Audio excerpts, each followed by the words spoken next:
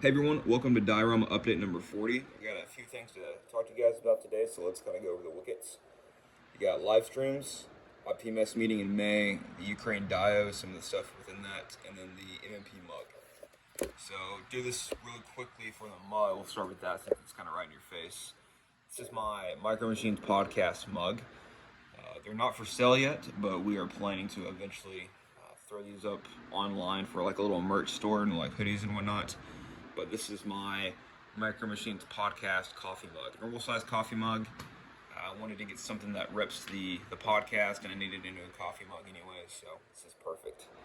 I love drinking coffee. I drink it every day, at least twice a day, so it works perfect for me. But if you want one of these, give us some time. We'll eventually have them out for sale, and I'll link down in the description and the comments to the YouTube account that we host our podcast on. We also have, not only do I have a YouTube, we have an Instagram, a Twitter, and a Spotify.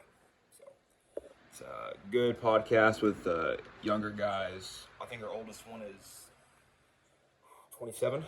Yeah, I think Columbus is 27, and the rest of us are kind of younger. I'm 23, and so on and so forth. So young guys talking about one-to-one scale armor vehicles, and then incorporating it into scale model. But anyways, to move on. So the IPMS meeting in San Diego for May. So the club meeting will be hosted 1 to 3 p.m. Pacific Standard Time on May 21st. That's a Saturday. It's 2 weeks before the show. I will definitely be going. And if you're going, let me know down below. I'd happily like to meet you and talk with you and all that stuff. All right, moving on to live streaming. So live streaming, it's an idea I've had. I tried it in the past without a mic, a proper mic at that, and it didn't really work. But now I have a proper headset because I play video games and I do a podcast. So the headset works great, and I will be able to use my voice during a live stream. So if that's something you guys would like to see, like a weekly live stream, I could definitely make that a set schedule. So comment down below if you'd like to see a live stream. It would probably be somewhere around like Friday. I think, yeah, we record our podcast typically Friday night into Saturday night, so I might end up doing live streams like Saturday morning or Sunday morning. So, but yeah, so just comment down below if you'd like to see that. I really enjoyed doing them when I did them, even though half the time was spent trying to fix my mic. But yeah. All right, on to the more interesting stuff. The reason you guys are probably here. So, starting off, we'll start off with the house. The Ukraine Diorama is coming along very, very well. The house here is finished, with the exception of like the electrical wiring running from the house to the electrical poles, and then the shrubbery out front. But this is, this is the finished exterior as well as the finished interior. And I will be doing a whole separate video just on this alone, because this alone could be a diorama. There's so much little details that you're looking at it now and you're like, oh wow, that's a lot. But I promise you, there's a lot of little hidden gems in here. And I really tried to, make this seem like a March 2022 modern Ukraine house in eastern Ukraine. Trying to represent or replicate a teenager's room. So you got the bed, the phone, pictures of his girlfriend, music posters, video game posters, dioramas, more video game posters, a calendar, you got a ceiling fan, pictures of a Ukrainian fighter jet, Ukrainian UFC fighter, the Micro Machines podcast, some more War infantry pictures, and then a bunch of model kits, newspapers, paintings, rugs, all sorts of fun stuff up in the attic. So that's the house. God, it took me maybe 28 to 30 hours to do all that. Definitely worth it. So glad I did it.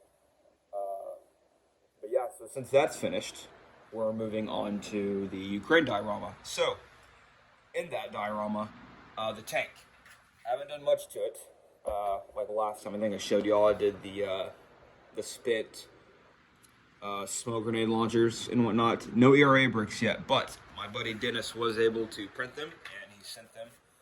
He's from Canada, so they should be here within about 5 to 7 business days. Once those are here, I will give an update. Once they are, I'll lay like half of the bricks on the tank, and then showcase the rest. Let's see here. I'm actually gonna pick up the camera or my phone. So not too terribly much has happened to the base since the last time y'all saw it, besides the house and the telephone poles. So I went ahead and painted up the poles. I don't know, my thing won't focus. There we go. Okay, so I painted the conductors black, and then of course gave it a good wash to help give it depth, and they are glued in now. So I've also got, I'm going to be using this like string and guitar string for the actual wiring that's going to go across. There's 4 slots plus 1 run into the house. Today I'll be doing that, connecting on the wires and whatnot. The string will be to wrap around the actual conductors, because obviously the wiring doesn't just run straight through it, it wraps around stuff. So I'll be using the string here to help replicate that. All right, kind of the last section of the dio, or the update for the dio, is uniforms. So let me pull up a picture real quick actually of, all right, sorry about that guys. So this is the old school Ukrainian military standard camouflage. This is what they got before they got all that digital stuff. And that's the uniform I'm kind of going for these volunteer forces. So if you remember, I think I've said before in the past, the troops I'm replicating are not official Ukrainian military. They are the forces who stayed back, who lived in Ukraine, or citizens, and they were either forced or they volunteered to stay back. And since the digital pattern is kind of new for Ukraine in the last couple of years, they're giving old school uniforms to those new fighters. Now that's the only full uniform guy I've got, and like I said, this is the uniform pattern in the back. And then of course for the rest of them, they will have either the standard new Ukraine camouflage, or they're going to be made up of some kind of old school, like almost Chechen war vibes, if you would. Or hell, even some of the Russian troops nowadays, they kind of look like that. But here you go. This is what I've got so far.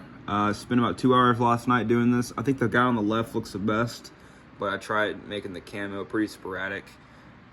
But yeah, that's about that for the uniforms.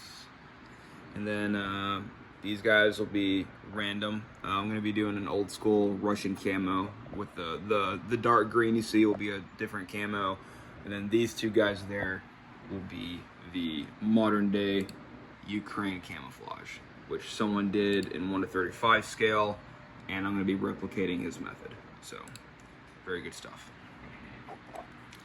But anyways guys, that's really it for the diorama update. Stay tuned for the standalone video of the house, and I'll catch you guys later.